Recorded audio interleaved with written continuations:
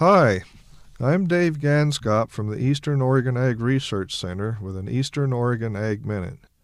For the next few sessions, we're going to talk about some of the weather statistics in Harney County and around the state.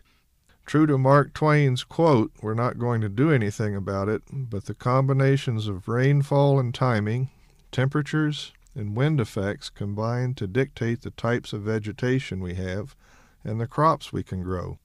Oregon experiences a Mediterranean climate, which means we have cool, wet winters and warm, dry summers. We get most of our soil moisture during winter months when things can't grow and our vegetation simply runs out of soil moisture by the middle of the summer and stops growing.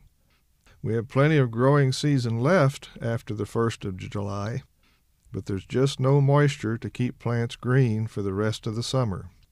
This week we're talking about Harney County's weather, and today we'll dwell on our last and first frost dates as measured at the airport. If we pick 32 degrees, the freezing point of water, as our frost threshold, we typically get our last frost in the Harney Basin around the 25th of June. Being a shrewd gardener, I always put my tomato plants out on the 24th, and they inevitably get frozen.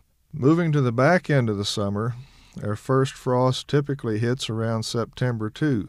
That being, the National Weather Service reports our growing season lasts about 69 days, or just a little over 2 months. Over in Vail in Ontario, about 120 miles away, their growing season lasts about 155 days, or just a bit over 5 months. That's the main reason we in Harney County mostly farm alfalfa, and folks in Malheur County produce corn, beans, potatoes, beets, and other crops that need a long growing season. Today we're discussing some of our local weather and what makes up an arid climate. The definition I see most often for arid is a place that has more evaporation than precipitation over a year. In that case, Harney County and the Burns area certainly qualify. Average precip measured in Burns over the last 68 years implies we get about 11 1/4 inches of moisture a year. Weather stations at the old experiment station site and at Malheur Refuge used to track how much water disappeared or evaporated from a pan over a year. That averaged about 50 inches annually. That's about 4 1/2 times our annual precipitation amount, and is the reason our basin does not fill with water, even though we have no outlet to the sea. Many of our soils are saline for that same reason. With more water evaporating from the soil than we get in rainfall, salts move up from deep soils and are left on the surface as water evaporates. And today we're going to talk about some of the record-setting weather conditions that have occurred across Oregon.